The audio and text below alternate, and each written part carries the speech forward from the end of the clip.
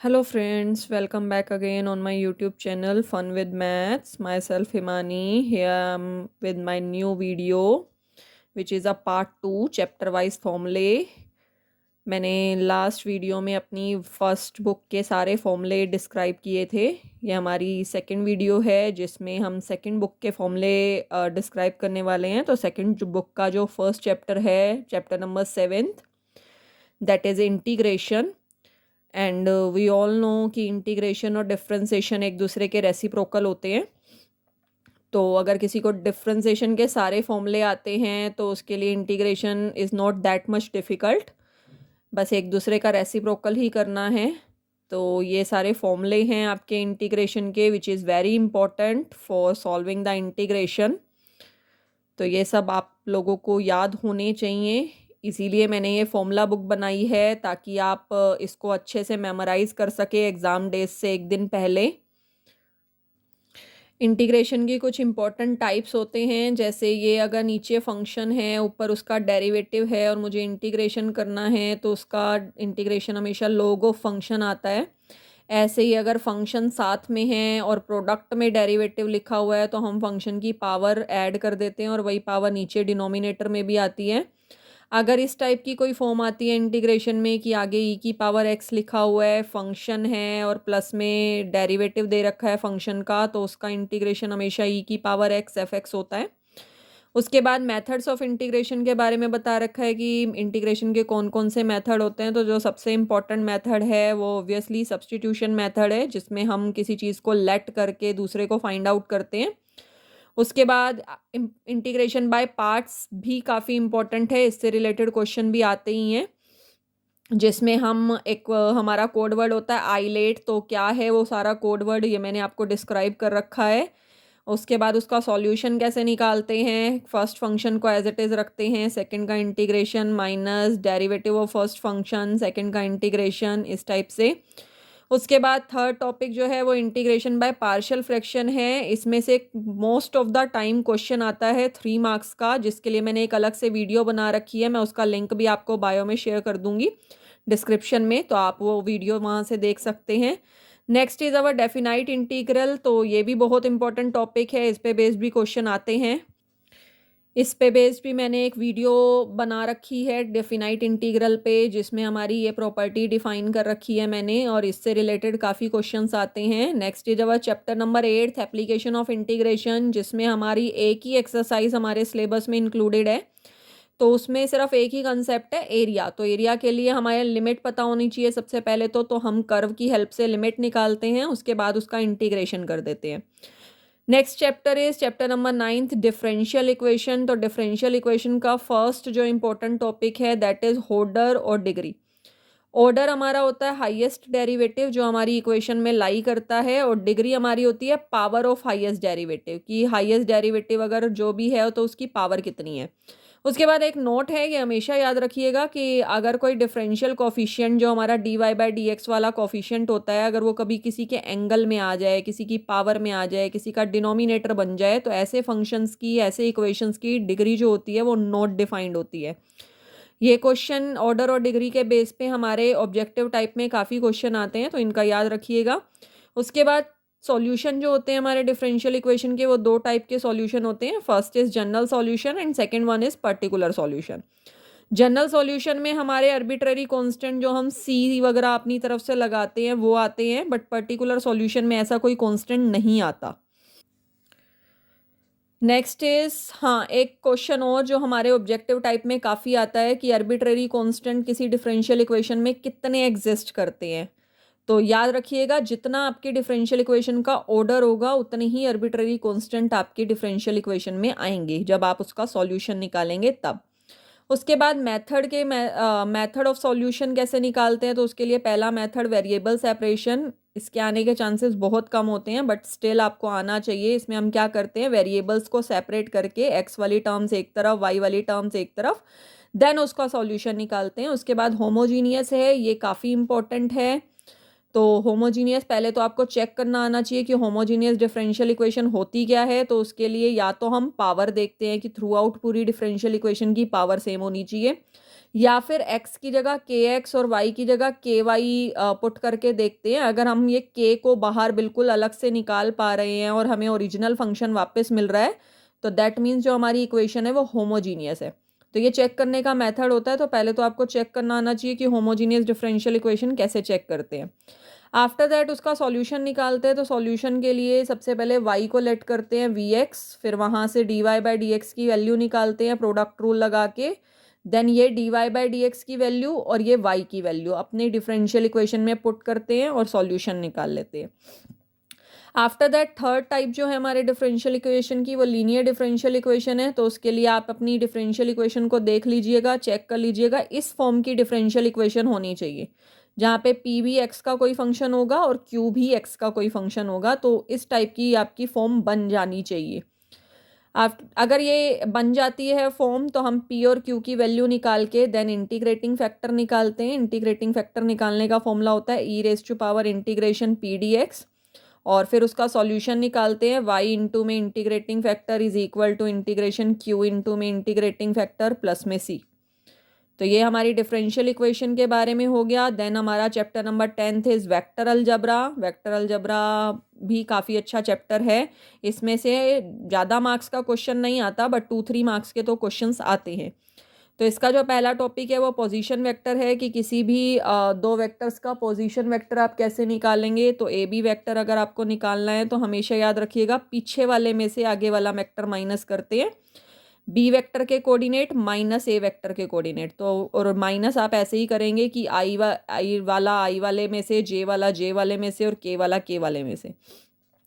Then magnitude कैसे निकालते हैं। अगर आपको ऐसे कोई वेक्टर दे रखा है तो उसका मैग्नीट्यूड निकालने के लिए आप क्या करेंगे, अंडर रूट जो भी उसका एक्स का कोऑर्डिनेट वाई का कोऑर्डिनेट उन सबके स्क्वायर करके X square plus Y square plus Z square. Unit vector, ये बहुत इंपॉर्टेंट चीज़ है कि किसी वेक्टर को यूनिट वेक्टर में कैसे कन्वर्ट करते हैं और यूनिट वेक्टर होता क्या है। तो यूनिट वेक्टर के लिए याद रखिएगा ऐसा वेक्टर जिसका मैग्नीट्यूड 1 आ जाए उसे यूनिट वेक्टर कहते हैं। और कन्वर्ट करने का मेथड क्या है कि वेक्टर को उसी के मैग्नीट्यूड से डिवाइड कर दो। अगर आप वेक्टर को उसी के मैग्नीट्यूड से डिवाइड कर देते हैं तो आपका यूनिट वेक्टर बन जाता है। Then next term is your collinear vector. 3 अगर वेक्टर आपको दे रखे हैं, आपको उनको कोलिनियर दिखाना है तो कैसे दिखा सकते हैं, या तो 2 का पोजीशन वेक्टर, तीसरे की मतलब कि 2-2 को लेके पेयर वाइज ए बी और ए सी एक दूसरे के स्केलर मल्टीपल दिखा दो इनके पोजीशन वेक्टर। या तो ये मेथड होता है या फिर आप ये मेथड भी अप्लाई कर सकते हैं कि A B plus B C जो होना चाहिए वो ए सी के इक्वल आना चाहिए। सेक्शन फॉर्मूला ये हम 10th क्लास से पढ़ते हुए आ रहे हैं, इसमें ज़्यादा कुछ चेंज नहीं है। बस हाँ इंटरनली और एक्सटर्नली देख लीजिएगा। अगर इंटरनली होता है तो हम एडिशन लगाते हैं, एक्सटर्नली होता है तो हम माइनस का भी साइन लगाते हैं।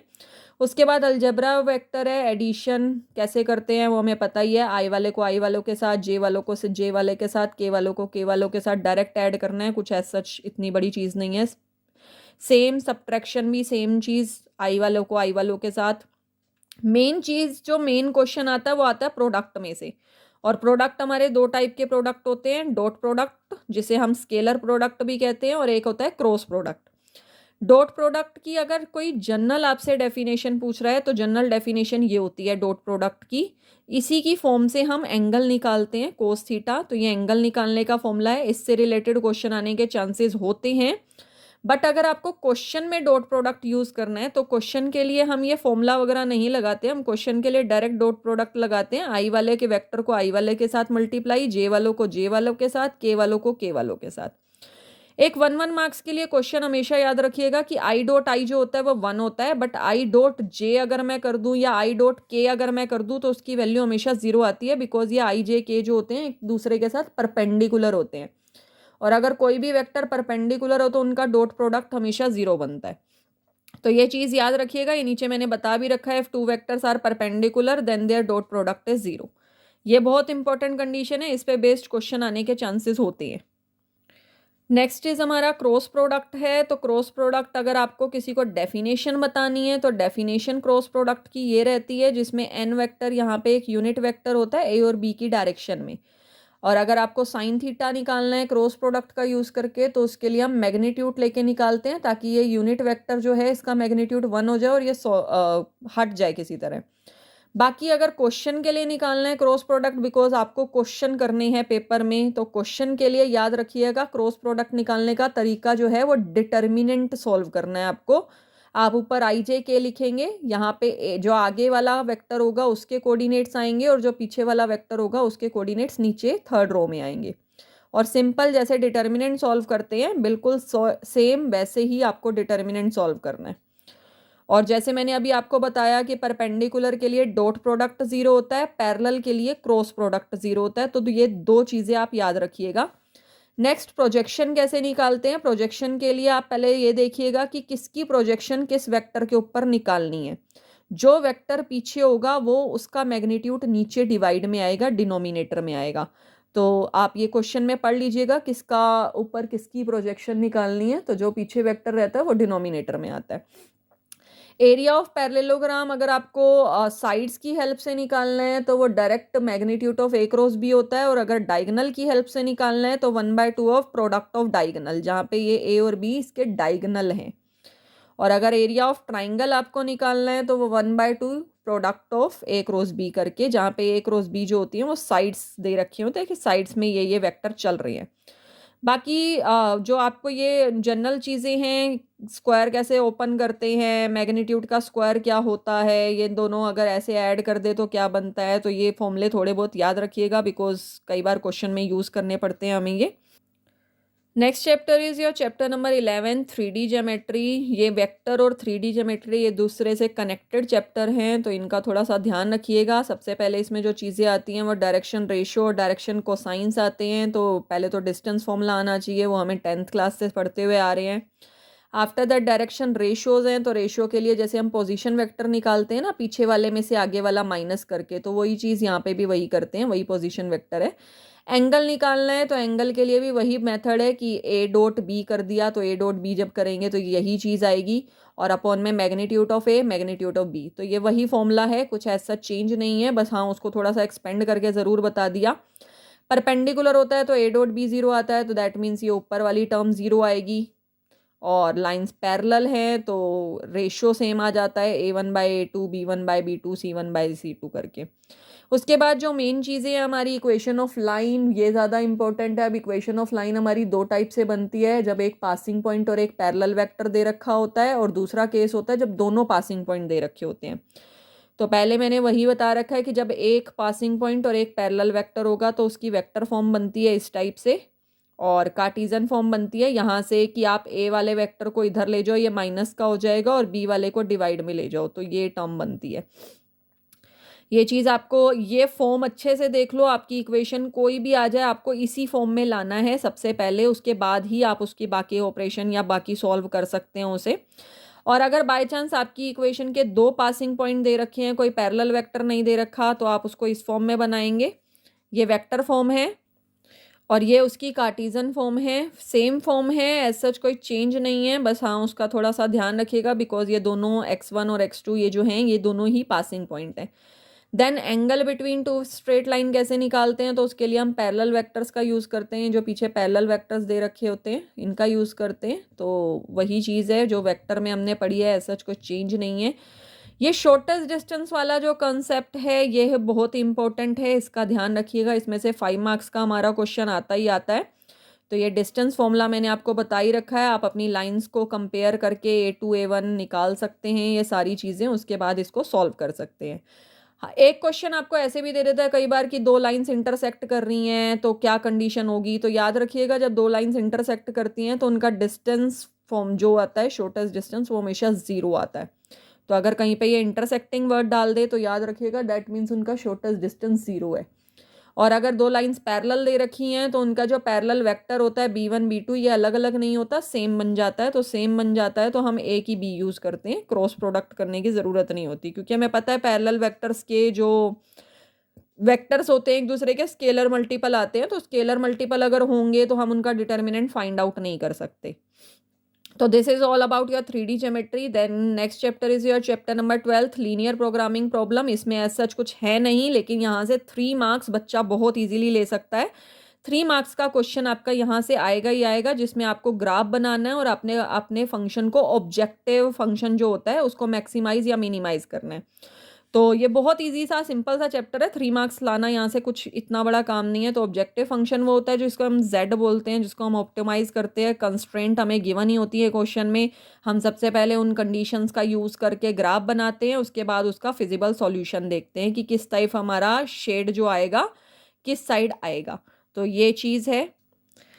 लास्ट चैप्टर हमारा प्रोबेबिलिटी है, चैप्टर नंबर 13, जिसमें से 7-8 मार्क्स के क्वेश्चन आते हैं। केस स्टडी आने के चांसेस बहुत ज़्यादा होते हैं इसमें से। तो ये जो यूनियन वाला फॉर्मूला है, या आप पहले से ही पढ़ते हुए आ रहे हैं 10th क्लास से, तो ये तो वही फॉर्मूला है। अगर ए और बी म्यूचुअली एक्सक्लूसिव नहीं है तो ये फॉर्मूला लगेगा, और अगर बाय चांस म्यूचुअली एक्सक्लूसिव आ जाते हैं, उनकी इंटरसेक्शन 0 बन जाती है, तो नीचे वाला फॉर्मूला बनता है। यहाँ की जो मेन चीज़ें हैं 12th क्लास की, वो एक इंडिपेंडेंट इवेंट का है, क्योंकि इसका कॉन्सेप्ट ज़्यादा यूज़ होता है। इंडिपेंडेंट इवेंट में इंटरसेक्शन दोनों के मल्टीप्लिकेशन के इक्वल आती है। नोट ए हमें पता ही है, अगर प्रोबेबिलिटी ऑफ नोट ए निकालना है तो 1 में से माइनस करके निकालेंगे। Conditional probability A by B, तो ये भी याद रखिएगा, जो नीचे होगा उसी की प्रोबेबिलिटी नीचे आएगी, ऊपर तो हमेशा इंटरसेक्शन आता है। टोटल प्रोबेबिलिटी कैसे निकालते हैं, उसके लिए हम अगर मान लो हमारे पास 2-3 जितने भी केस हैं, तो एक प्रोबेबिलिटी, फिर उसकी कंडीशनल प्रोबेबिलिटी, फिर दूसरे की, फिर कंडीशनल, तीसरे की कंडीशनल, मतलब जितने भी केस होंगे हम सबको ऐड कर देंगे इस टाइप से, वो मेरी टोटल प्रोबेबिलिटी निकल जाएगी। मेन जो केस स्टडी का क्वेश्चन आएगा वो हमारे बेस थ्योरम में से आएगा। तो 4 मार्क्स का क्वेश्चन हमारे बेस थ्योरम में से आ सकता है कि अगर मुझे प्रोबेबिलिटी निकालनी है बी बाय ए करके, मतलब बी आई यहाँ पे कोई भी हमारा इवेंट हो सकता है जो मेन इवेंट हमारा रहेगा, जैसे डिफेक्टिव आइटम का कोई मेन इवेंट निकलवाते हैं, या पास होने का निकलवाते हैं, या आंसर पता होने का निकलवाते हैं, तो मेन इवेंट आप ऊपर रखेंगे, दूसरा जिस केस में से वो हो रहा है उसको आप डिवाइड में रखेंगे। तो ये हमारा बेस थ्योरम का फॉर्मूला होता है। अगर बाय चांस आपको डाटा नहीं भी समझ आता, कुछ नहीं भी समझ आता, तो प्लीज़ क्वेश्चन ड्रॉप करके मत आइएगा, उसका फॉर्मूला एटलीस्ट याद कर लो किसी तरह, और फॉर्मूला ज़रूर लिख के आइएगा, because we all know maths में स्टेप मार्किंग होती है, तो कम से कम फॉर्मूला के तो मार्क्स मिलेंगे ना। देन रैंडम वेरिएबल वाला एक छोटा सा कंसेप्ट है हमारे सिलेबस में इस बार, जिसमें हमने रैंडम वेरिएबल का है। तो रैंडम वेरिएबल में क्या होता है कि कोई चीज़ कितनी बार आने के चांसेस हैं। जैसे मान लो मैं एक कॉइन को 3 बार टॉस कर रही हूँ और मैं आपसे हेड आने की प्रोबेबिलिटी पूछ रही हूँ, तो हेड कितनी बार आ सकता है? 0 टाइम्स, हो सकता है एक बार भी ना आए, हो सकता है 1 टाइम आ जाए, हो सकता है 2 टाइम्स आ जाए, हो सकता है तीनों बार आ जाए।